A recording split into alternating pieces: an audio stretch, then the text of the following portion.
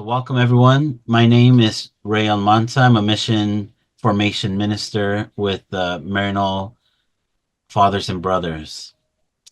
Maryknoll Fathers and Brothers is the Catholic Society of Apostolic Life of missionary priests and brothers who, for over 100 years, have modeled themselves after the compassion and love of Jesus in reaching out to those in the world who are most in need. I'm part of the mission formation ministry, which we see our ministry as responding to Pope Francis' challenge to the Church to create a culture of mission in which all Christians respond to their baptismal call to be missionary disciples. So we're excited to have Megan with us, who has done things with us in the past, but we're kind of reconnecting, especially with the younger audience now, with our young adults and people who were not grew up hearing from Megan or reading her books. But she's an internationally respected voice who journeyed alongside indigenous communities, justice movements, and faithful pilgrims around the world. She's authored 52 books, which initially we sent out a communication that said something like 30, but that was an outdated number. And she brings wisdom and the soul of a storyteller. So today she's going to invite us into an engagement with the gospel as a type of storytelling. So we'll invite you to listen, and we thank Megan for being with us today. So I'll go ahead and pass to you, Megan. Welcome, everyone. Today we're going to look at the Gospel of John, and we're going to look specifically at the evening story of the resurrection. The Gospel has at least five stories of resurrection. The Gospel has morning stories and night stories, and this one ends the Gospel of John originally. There'll be an add-on one afterwards, but this is the original ending of John's Gospel. And so in some ways, it's the strongest of the resurrection Gospels. The way we're going to do this is I'm going to do a little introduction on resurrection and Easter, and then I will do an opening story. Then we'll break and you can talk to each other or think about it for a few minutes, and then we'll pull you back to respond to the story. John's Gospel is dense. That's the best way to talk about it. And so when we read the story of the resurrection of Jesus, we have to remember the resurrection of Lazarus. The resurrection of Lazarus reminds us that Lazarus is the beloved disciple, and we are Lazarus. We don't often remember that. So what happens to Lazarus also happens to us. So everything we talk about with the Gospel of John and the raising of Jesus will also massively impact us. So that's sort of the background. All right, we're going to begin with a story. I've heard that the story is from India, but I've also heard it from China. So it's a story about a bird, and that's all you need to know for now. Once upon a time, it wasn't that long ago, a man had bought a bird. He captured it and built a huge cage for it and kept it in the cage. The bird was known for its song, and the bird did sing, but it didn't seem all that out of the ordinary. And he would listen to the bird, he'd talk to the bird, he'd tell the bird everything that was going on. And after a while, the bird would speak back to him. They would have conversations, and they became very good friends. And not only would he tell him everything he was doing, he would ask questions about where he came from and how he lived and what was important to him. Well, after about a year or so, the man had to go away on a business trip. And he said, I happen to be going to a country where you're from.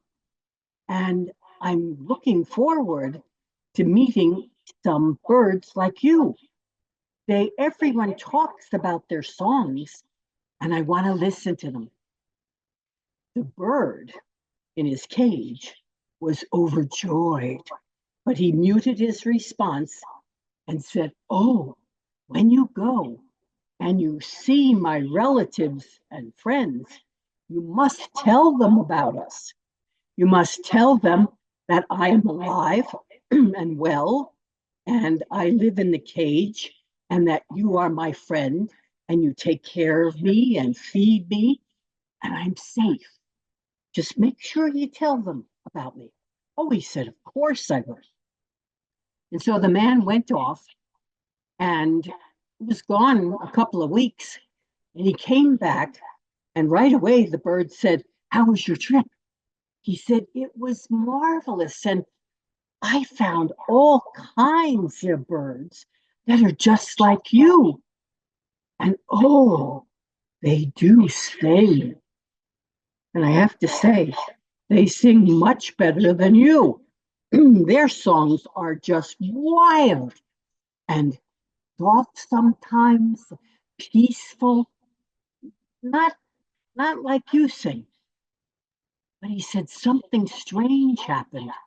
I told them all about your cage, and that it is huge and looks out, on an open window with birds, and you can smell the trees, and that we are such good friends.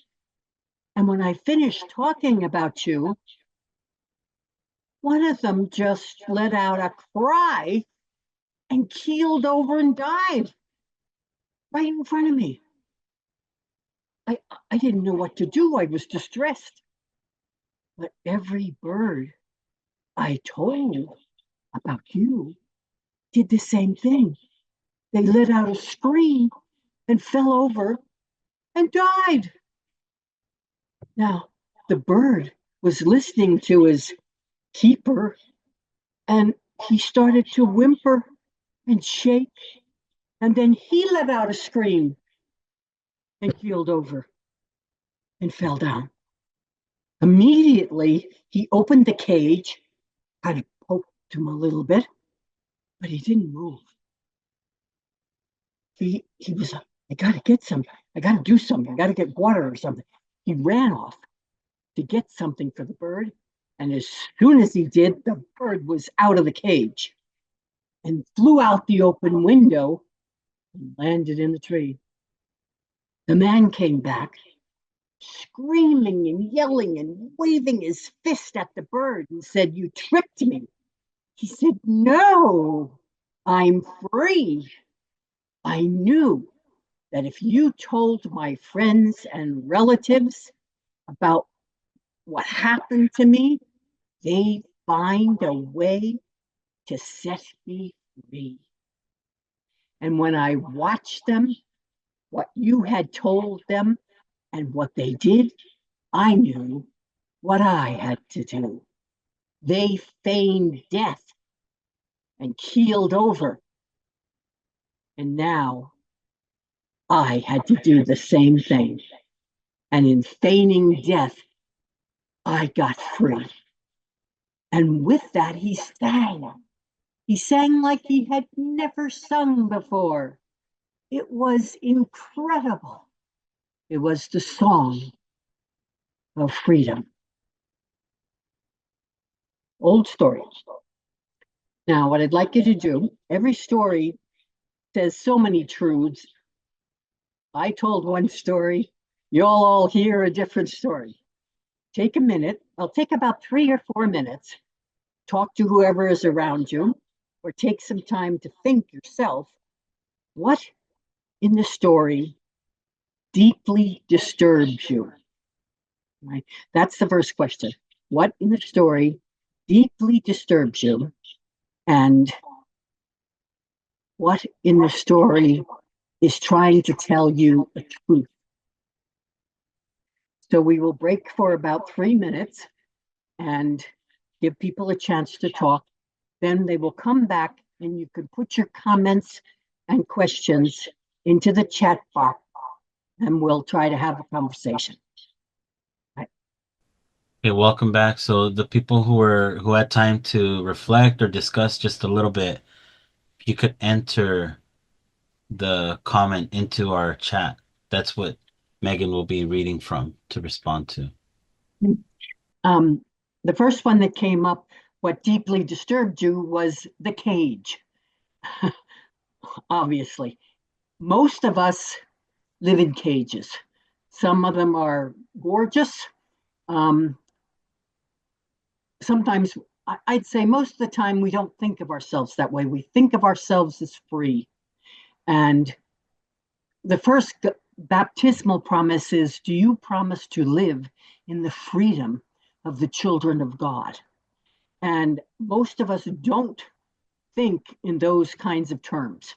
And yet, that is in many ways what we are. Our jobs can be cages, our relationships can be cages, the church can be a cage. And so it is a place where, in some ways, that we all start from. The second thing somebody said was that the fact that the birds died. Well, the story doesn't say that in some ways. It says they keeled over and appeared to die because even when the bird says they feigned death, and yet dying is the way to life, certainly in our tradition. And so our whole religion is based on the fact that we die constantly. If we have been born in Christ, we are born through his death and resurrection. So dying is the way to go in some ways. And we die long before we actually die. Um, and there are lots of different ways of dying. Um, someone said that it's the birds bothered them dying, but the fact that the birds seemed to be okay in captivity and he got along with the man. I'd say that is the way we live most of our life. Um, we are the same thing. Um, we we think we're okay. We have problems. We do things wrong, but we don't spend that much time um, dealing with what's truly wrong with us.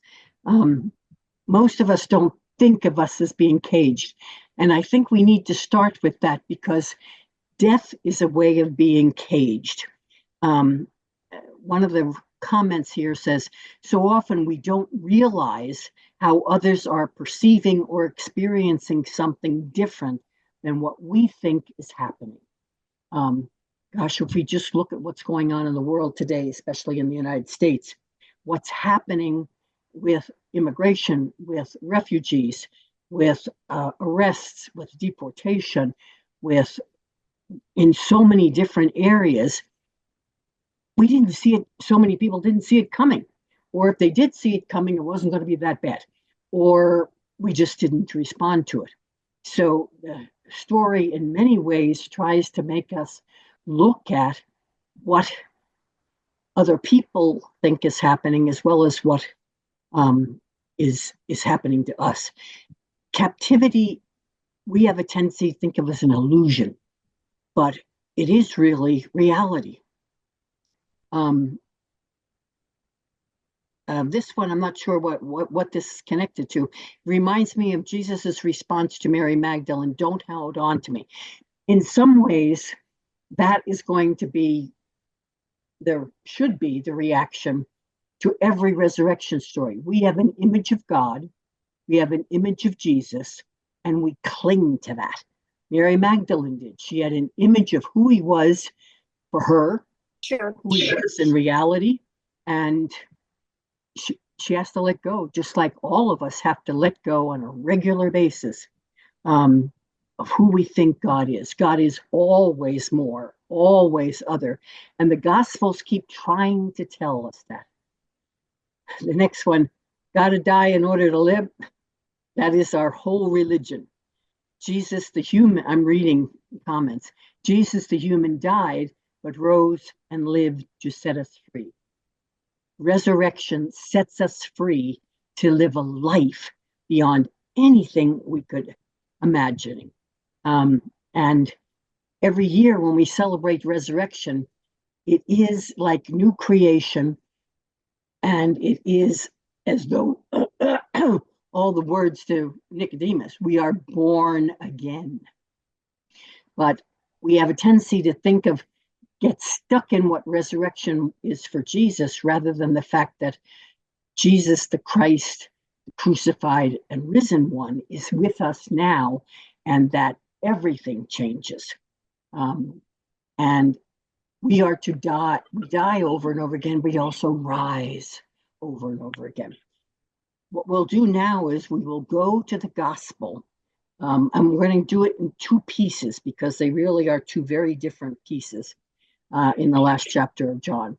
And as you listen to the gospel, try to hear things that you didn't hear before. Listen with open ears, open heart, open mind. So, the Lord be with you. Reading from the Gospel according to John. Now, it was on the evening of that first day of the week. The disciples were locked in the upper room for fear of the Jews. And Jesus came and stood in their midst. Peace be with you, he said to them, and he showed them his hands and his side. And the disciples were overjoyed, but confused. And so he said to them again, peace be with you. As the Father has sent me, now I send you. Anyone, this, and he breathed on them, saying, receive the Holy Spirit, whose sins you forgive, they are forgiven. But anyone you hold bound is held bound. This is the gospel of the Lord. That's just the first half. Think for a moment, how did the Spirit jump out and grab you? What did you hear? What is your gut reaction? What does it make you feel? And at the same time, what does it trigger in your own life? Again, go back to talking to each other just for about 3 or 4 minutes and see what it is that the gospel does to you. Okay, in order to have the conversation, you got to put things in the chat box. Your reaction to what struck you in the gospel, whether it bothered you or startled you or never thought that way before or struck you, that sort of thing. They were locked in the cage for fear. Many of us are locked in our cages because of fear. The text says they're afraid of the Jews, but they're afraid of everyone because Jesus has been crucified, he is dead, and they are terrified. They have lost everything. And so we too are locked in our fears. This is a crucial line here. Somebody says trauma produces fear that keeps us from breaking out.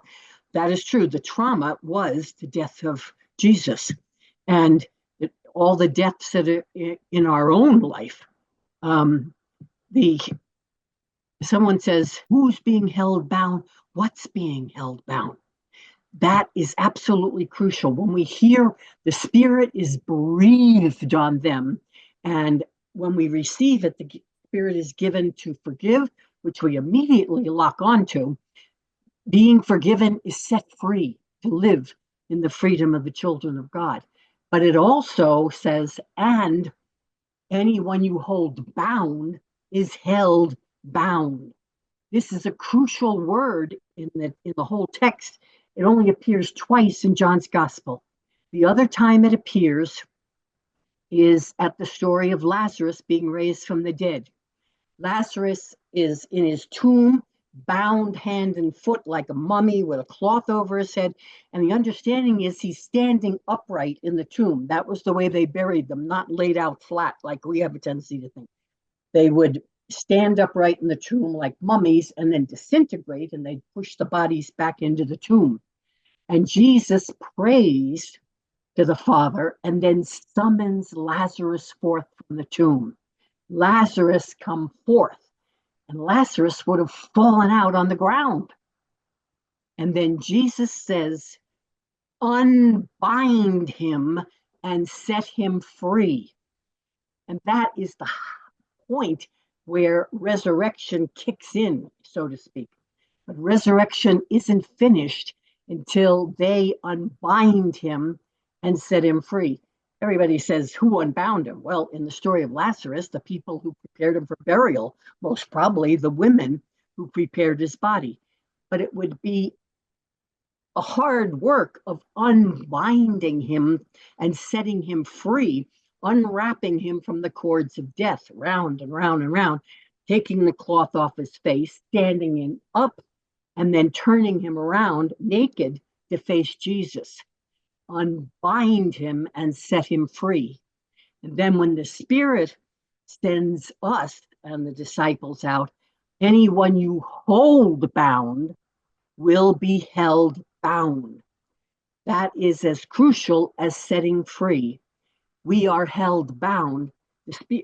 Again, in John's Gospel, the Spirit will prove who does evil, who does violence, who kills, who destroys, who sins. And so part of being set free to live in the freedom of the life of God is to unbind each other from the cords of death. If you listen to the Magnificat, scatter the proud in the conceit of their hearts, send the rich away empty-handed. All of those sorts of things, tear down the mighty from their thrones. That's unbinding people from the cords of death. And it's as important. It's the second piece of we're set free, and then we unbind each other from death, stand each other up, new birth, and turn people around, face them and set them free with, facing Jesus to begin to live their new life. It's also connected to forgiving sins is not just clergy. We too are be willing to forgive or still held topic. Everything that Jesus says in the gospel is in the plural. It was never meant to be one single individual thing. We live our lives setting people free by forgiveness and by unbinding people and allowing them to live the fullness of life as the children of God. Nothing went back to normal. Everything was different. The other thing that people mention is the articulation of peace be with you the first time, peace be with you the second time, and there will be a third time. The peace of the first one is the peace of creation. He shows them his wounds. The words are connected to the wounds. The first peace is the peace of recreation, the peace of the creator, the maker, the keeper, the Father that gives life and gives birth, in a sense. The second one is peace be with you. It's the peace of the incarnation, the peace of Jesus, and all that it entails from what we know in the gospel. There will be a third piece in the second half of the gospel story, which will be the peace of the Spirit, which is the spirit of confrontation or conversion. Confrontation meaning face to face. But peace is so many things. If you make a list of what peace is a command. It is a welcome. It is the normal greeting between people on the street even. It's a reassurance. It's an announcement of good news. It's a blessing. It's a prayer. It's an invitation. It connects us with one another. Peace now is a person. Peace is the presence that and it's going to be the spirit that is the very breath we share with each other. And so it is absolutely essential that peace is the resurrection announcement. The first is the words are connected to the wounds of Christ. Death and resurrection are like two sides of your hand, um, inside, outside, whatever. And so it is new creation. The second one is he tries to get a hold of them. Peace be with you. And he breathes on them. The gift of the Spirit, which incarnates in us. And now, I don't know about you, but every time I do this as scripture, as the Father sent me, now I sent you. That is, you know, that's the way we're supposed to live for the rest of our lives, as Jesus was sent into the world. We got to move right along because this is really hard to do online. We're going to do the second piece of the gospel. So close your eyes for a minute, ask the Spirit to open your ears, open your heart, and open your mind to hear the second half of this gospel. The Lord be with you. A reading from the Holy Gospel according to John. Now Thomas, whose name means twin, Didymus, was not present when Jesus came. But all of them kept saying to him, "We have seen the Lord." And he steadfastly refused to believe them. He said, "Unless I see the nail marks in his hands, and I see the wound in his side, and unless I can put my fingers into the wounds in his hand, and my fist into the wound in his side, I will not believe." Now, a week later, they were still locked in the room in fear, and Jesus came to them again. "Peace be with you." And with that, he turned on Thomas and said, "Come, take your fingers and put them into the nail marks of my hands. Put your hand into my side, and do not persist in your unbelief." And Thomas said, "My Lord and my God." And Jesus said, "Don't give me that. That's an aside. You only believed because you saw. Blessed are all of those who have not seen, and yet they have believed." Now, many other things that Jesus did and said were written, but not in this book. These are written so that you may come to believe and have life in the name of Jesus, who is Lord. This is the original ending of the Gospel of John. And now we begin the good news with us. Again, you only can take 2 or 3 minutes this time. Go back to each other. And what got you this time? What startled you? What shocked you? What surprised you? What did you hear that you hadn't heard before? Or what disturbed you? Again, take at least 3 or 4 minutes. The second piece changes in many ways what we react to in the first piece. If the first piece, meaning PEACE, the second part is a repeat in some ways. Thomas is missing. The word Thomas, Didymus, means identical twin. And many exegetes now believe that he is deliberately not with them, that this is Thomas's way of denying that he's a disciple and that he's connected to Jesus, that when they met, he did not come, and he could just say, "Oh, that's not me, that's my brother, my twin brother." And so he's absent. And this is enforced with the understanding that when all of them, the other 10, go to him, they tell him, "We have seen the Lord." And he will not buy it from anybody. He refuses to believe. It's called doubting Thomas. It has nothing to do with doubting at all. He won't believe. And he's got his own personal criteria for what he will do and believe. And that personal criteria is absolutely gruesome.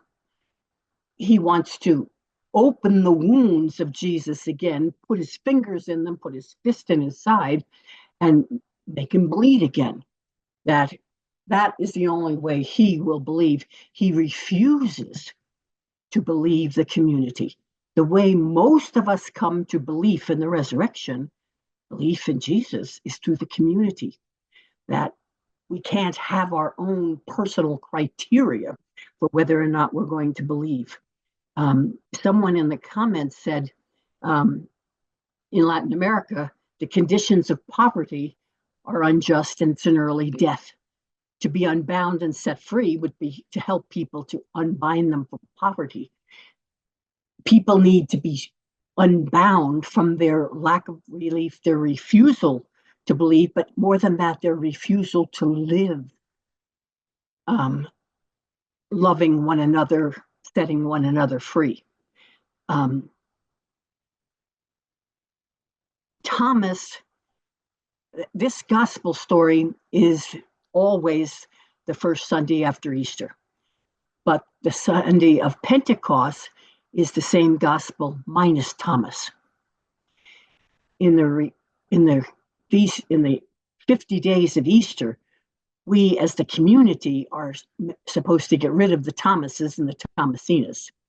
We're supposed to reach out and go towards the people who refuse to believe us, but it also means we have to change our whole way of living so that people come to believe. Jesus will go after him, but we have to change so that people can believe us. To be bound, we hold people bound. We do evil. Again, 2 or 3 people said, what do you mean by bound? We are bound by the promises we make, the relationships we have. And if we are Christians, we are bound to love one another, to love our enemies, to do good to those who persecute us, to set prisoners free, to tear down the mighty from their thrones, to scatter the proud in the conceit of their heart, to fill the hungry with good things, and that we need to hold each other accountable, hold people bound to that. Thomas refuses. And so what Jesus does is he holds him bound. He turns on him and says, peace be with you. This is the peace of the Spirit that allows us to confront evil, confront people who do evil, and unbind them from all that they have been doing, which means that it is very, very active, very, very confrontative. And that's what the power of the Spirit is given for. We're not good at it at all. We talk a lot about the forgiveness part, but the second half of forgiveness could, another way of talking about binding someone is to release them, repair them, restore them, redeem them, undo the harm that has been done, and that's what the Spirit is given for. And when Thomas refuses to believe the community, first of all, he stops them cold. They're stuck. A week later, they're still in their room, locked in their fear. We have to make sure that we're not binding people and keeping them in fear and keeping them in locked rooms. We have to move out and be more aggressive, interrupt people's lives. And the way Jesus goes after Thomas. He confronts him with the truth, even uses his own words and says, go ahead, do it. Take your fingers, put them in my wounds. Take your hand, put it in my side, but don't persist in your unbelief. We're not good at confronting people with the Spirit. And one person, can single-handedly keep a whole community from preaching the good news and from going out. And we have to know who those people are. We have to make sure we're not them first, but we also have to make sure that those people, are taken care of. somebody mentions Greg Boyle and Homeboys and Homegirls, where they talk about their wounds in such a way and face them creatively and imaginatively and strongly, undo the harm that has been done to them and what they do to each other. That is what resurrection is for. Um, and we're not good at it. What we need to talk to each other about who in our community is bound by sin, by death, by evil, by violence, injustice, and what are we doing to unbind them and set them free. It, the image of the women who had prepared Lazarus for burial, what was it like to unbind them? It is hard work. It takes time. You can't unbind yourself. You have to have a community that does it for you and with you. And they would have stood him up and faced him, have him face Jesus. The word resurrection that we haven't spoken about at all means to stand up. And so resurrection means we, as Jesus came and stood in the midst of his community and confronted them, he stood with them in solidarity. He stood behind them with faith and with encouragement and hope. He stood and showed them the way he had been taken down. But we have to learn how to stand resurrection, stand up for what we believe in. I did a whole thing once on who do we stand with, who do we stand behind, how do we stand down without violence, how do we stand against people as prophets, how do we stand together, how do we forgive, how do we stand fast and stay faithful, when do we stand aside to make sure somebody else gets the possibility. This is resurrection. The Spirit comes at us and says, anyone you forgive, they are forgiven. Anyone you hold bound are held bound. And then Jesus, when he confronts Thomas, says, don't persist. He unbinds Thomas in the presence of all the other disciples so that we learn how to do it with each other. Take a few minutes, talk to each other, at least 3 or 4 minutes. How do you unbind people? Which is another way of saying, how do you stand and live resurrection? Try to go back again and see what comes up. Probably the main thing all of us need to be unbound from is fear. Fear paralyzes us, and one of the primary ways to get unbound from fear is imagination and creativity, and some sort of celebration of a person's life.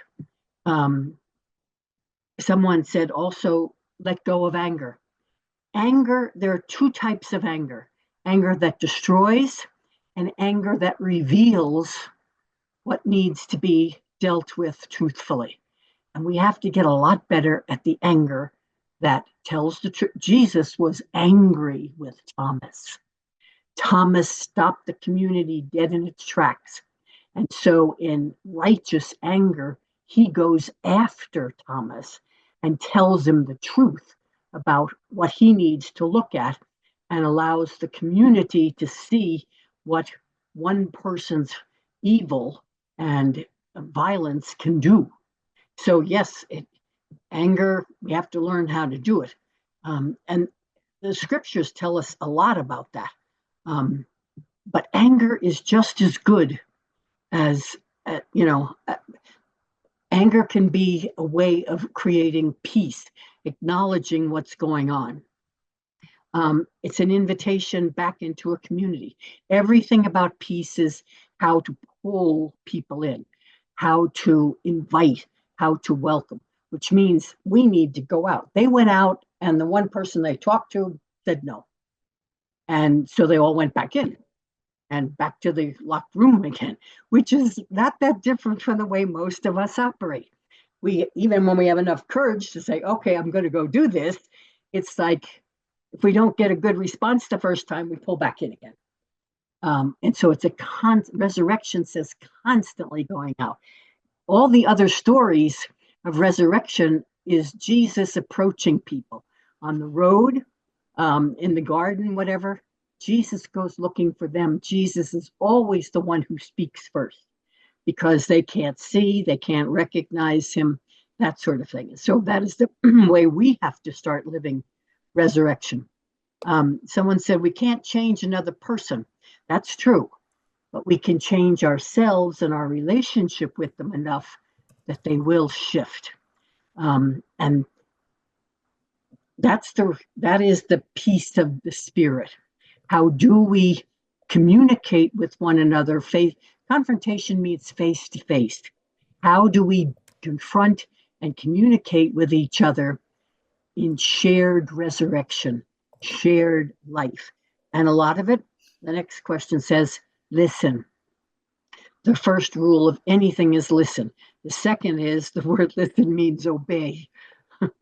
And so if we are really listening, we will obey what that person needs, or we will obey what they need to be unbound from.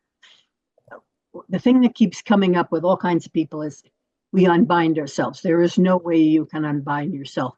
Think of the image of Lazarus bound like a mummy. We need others to unbind us and set us free. We need to unlearn fear. We need to unlearn evil and the injustice that we do. And so it's always going out, always. Freeing myself and freeing others. I need to tell my fellow parishioners and others in the diocese where we live that we need to stand up to our Johnny come lately dictator in the White House. We need to stand up to everybody in our community who is doing what he does on a massive level. We have to learn how to be with each other in ways that are not just nice. And we're not good at it. We don't learn that very well. Transformation in the spirit, it starts with the peace of the creator. We have to create new relationships, new ways of communicating with each other. Even the way we do church, the way we do prayer, everything we need to. How many times have you heard this story in the scripture and never thought of any of the bound bit? How many times do we even catch that there are, the peace of the creator, the maker, the keeper, the one who endures and we last? The peace of incarnation, where we become the beloved children of God. The peace of the spirit, where we live lives of transformation, being transformed ourselves, but also seeking to transform other people. We keep thinking we're freeing ourselves. Community, we have to belong to a community on a regular basis that holds us accountable and challenges us like Jesus did with Peter. Out of the 11, after Judas committed suicide, no, 11 of them go after, the other 10 go after Thomas. It is only Jesus that goes after him in such a way that he makes him face down. One of the people always ask, did Thomas ever do what he threatened to do? And Jesus told him to. All of the artwork has some Thomas putting his fingers in. I doubt seriously if Thomas ever touched Jesus and stuck his fingers in the wounds. At that point, it might have been, he would fall on his face and do a little worshiping for the first time in his life. We have to learn how to use what other people say, confront them with it in such a way that they will change. But again, we also have to learn to let people do that to us. I know this is hard. Some people react. What gives you hope in the story? We must speak up and be willing to be a part of the hard work of change. Yeah, number one rule in anything in community and change is thou shalt not do it alone. Always do it together. Anything you do alone, even well, if you're a prophet, you're going down anyway, but we really have to learn how to do this together, always in community. It's the only way. And the next one says, having compassion. Compassion, compassion is compassion with. And again, so it's always something we got to do with other people. We do need to speak the truth. We to see in others whom we know we are not in agreement with. Yeah, most of us are not good at moving out to people we already disagree with, and we already know there's a distance there. The communication, we have to make that happen. Again, it's a little, we don't think of ourselves as compassionately aggressive. But that is what we need to do. Being comfortable keeps me bound. Resurrection continues to invite transformation, being grounded in the spirit so the fear doesn't grow. One of the ways fear dies is through interaction. Always. That is the only way to deal with fear. But we have to be much, I hate to keep using the word aggressive or confrontational, but the power of the spirit, the peace of the spirit is conversional and confrontational. But thinking of it in face to face, when the women unbound Lazarus, stood him on his feet, took the covering off of his face, turned him around to face Jesus, they gave him a shove so that Jesus could catch him and they would embrace. That is what the Spirit is here to do with us. We have to learn how to unbind, stand folk up, turn them around, and then push them to people who will embrace them. They don't go away. We have to learn how to do what Jesus did with Thomas. And we have to do it in our communities on a regular basis. Then we can try to do it with people outside. It can be harder with family and friends than with those we don't know. Sometimes. Again, each of us have gifts for different people. Somebody said, what gives me hope is that Jesus 3 times says, peace be with you. He really means it. Yes. The first words of resurrection to everyone all the time is peace be with you. And that is his presence. It is his word. It is strongest with other people. It's got to go 1-on-1 and 2-on-3 and 4-on-5, but definitely, as somebody says here, this makes the community aspect of unbounding even more significant. We really need that push to face Jesus. Your friends are the people who push you to face Jesus. And the best way we can make peace is to start pushing like Jesus did. How to push people together. And again, somebody says, hearing other people's experience, always.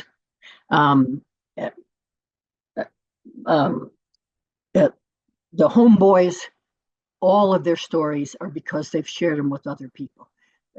First, it begins always with listening to other people's stories. And that makes the first connection of compassion, always. And this is what resurrection is. Theologically, there are 3 pieces to what resurrection is. We believe that God, the Father, raised Jesus from the dead in the power of the Spirit. Very theological. Second thing is, we believe that God will raise each of us in the power of the Spirit from the dead with Jesus. The third one is that resurrection began in baptism, and the rest of our life is practice for the fullness of resurrection. We celebrate resurrection as the core, as breathing like the Spirit in us. We need to think of ourselves as living resurrection now and finding people who do and finding the people who don't. We say, oh, we're resurrection people and hallelujah and all of this sort of thing. It is a hard process of calling people out of tombs. He always prays before. Jesus does two things before that. He weeps. He weeps at the situation.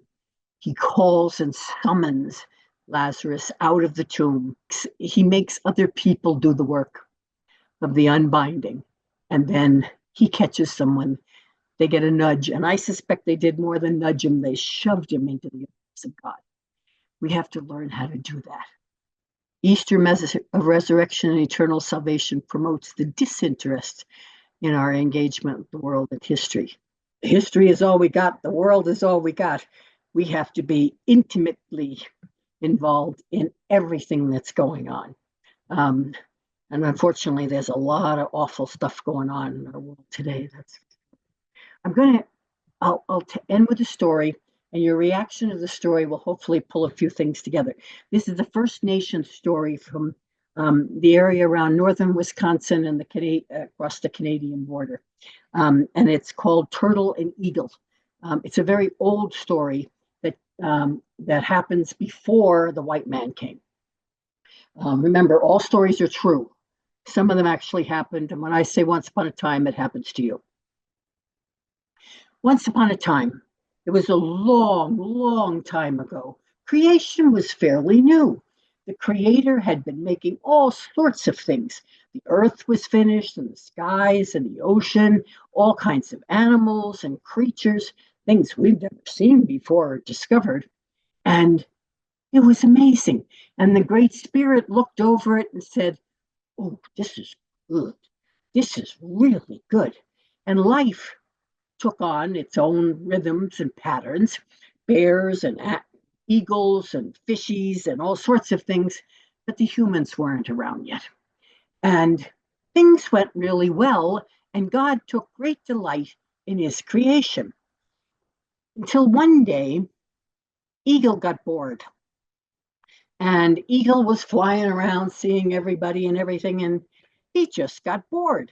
And he decided he was going to play a game. And the game he wanted to play was that he would challenge an animal or a fish or a bird or whatever to a race. And whoever won would, be in charge of everything. But whoever lost would now be enslaved and belong to the eagle. Well, he cheated a little to start. He went after the bear first. Bear was just coming out of his hibernation. He was tired. He was hungry. He was kind of stumbling around. And when Eagle raced him, Bear lost. So now Bear was a slave of the eagle. So he tried it on all kinds of birds. He tried it on fish. He tried it on things that crawl. And as the days went by, more and more people, more and more animals lost to Eagle. And Eagle had more and more slaves. In fact, all of them were obeying him. All of them had to do what he wanted and go where he wanted and eat what he wanted. And pretty soon, people were hiding out and trying to stay away from him. And as time went on, Eagle was looking for the holdouts. Well, there were two that were holdout. There was a muskrat and a turtle who were very good friends.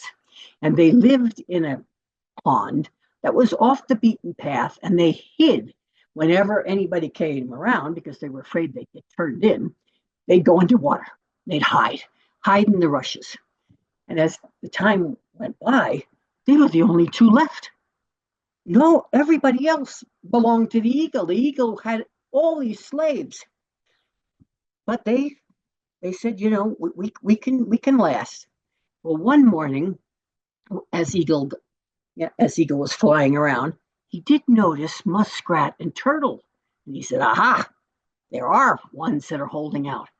But that morning, Turtle had awakened and talked to his friend Muskrat and said, the Great Spirit came to me in a dream last night. Oh, said Muskrat, that's good. What did he say? He said that I, the turtle, should challenge Eagle to a race. Oh, that's not so good, said the muskrat. Are you sure? He said, yes. Did he tell you how to win? Yeah. Oh, how are you supposed to win? I'm not allowed to tell you that. Oh, that's not so good. He said, I'm going to do it. You have to obey the Great Spirit.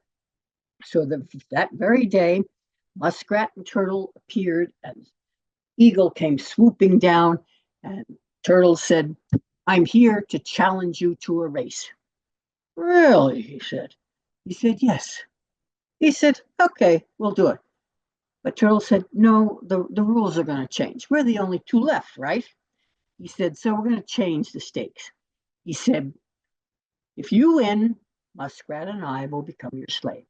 But if I win, everybody gets set free, and we get to tell the story over and over again to everybody of how you got beat. Eagle was fine with that. Sure, he said. He was sure he was going to win. And so he said, all right, tomorrow morning, we start. Well, the word spread to all of the animals, the birds, the fish, everything. There was, maybe we have a chance. Maybe we have a chance. We got to root for the turtle. And then people would say, turtle? Turtle couldn't outrun a snail. He's not going to win. There's no way he's going to win. We have to. He's our only chance. So the next morning, turtle and eagle were there, and muskrat was with his friend, and all of them, they came out to watch. And everybody was really excited. Muskrat was afraid, and poor turtle was like shaking in his shell. And he stood there. And eagle came down beside him and said, you ready? He said, I'm ready. He said, well, he said, because I'm gracious, I'm going to let you, turtle, choose where the race starts and where the race ends. Oh, thank goodness, said turtle. That helps a lot. He said, this is the way it's going to go. Eagle, you're going to pick me up in your talons and you're going to fly as high as you possibly can. And then I'm going to yell, drop me. And whoever hits the bottom first wins. Eagle looked at him and thought, oh, but he couldn't lose face. He said, all right. So he swooped down, got turtle in his talons, and flew, weaving back and forth, higher and higher and higher. They could barely see him. Everybody else was watching and watching. And then turtle yelled, drop me. And he did. He sank like a stone, faster and faster and faster and faster. And eagle went swooping like an arrow down. And then muskrat thought, oh, this is not going to end well.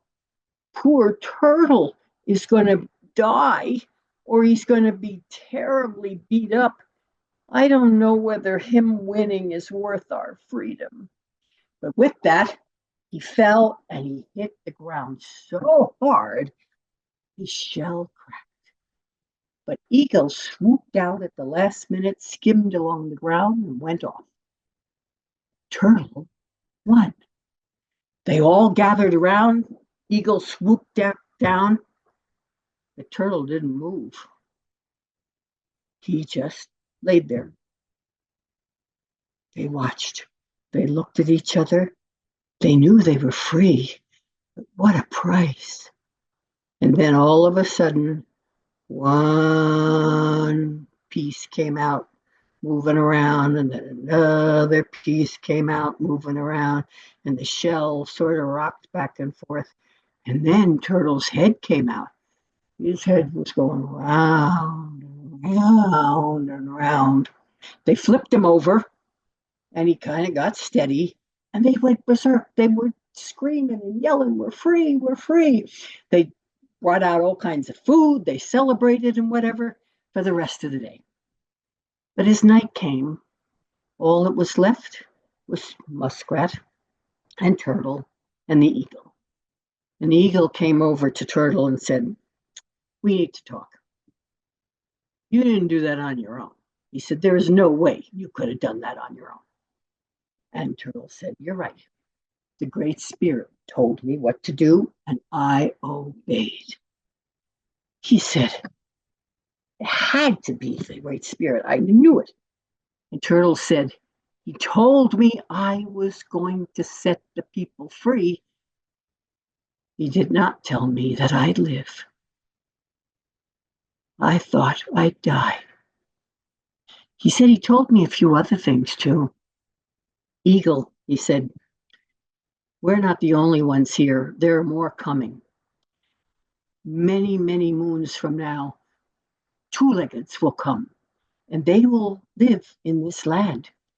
Most of them will be red and brown, he said, but they will follow the Great Spirit always, and so they will always be free. But then later, much, much later, more two-leggeds will come, and they will be mostly white, and they will not follow the Great Spirit. They will have their own ideas, but they will never be free, even when they think they are. Just keep that in mind, Eagle. You're not greater than all of them. The Spirit lives.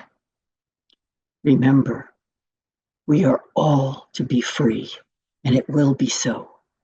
And we will live. And who knows, maybe we will die too. God tells us we are to be free. He doesn't tell us we're going to live.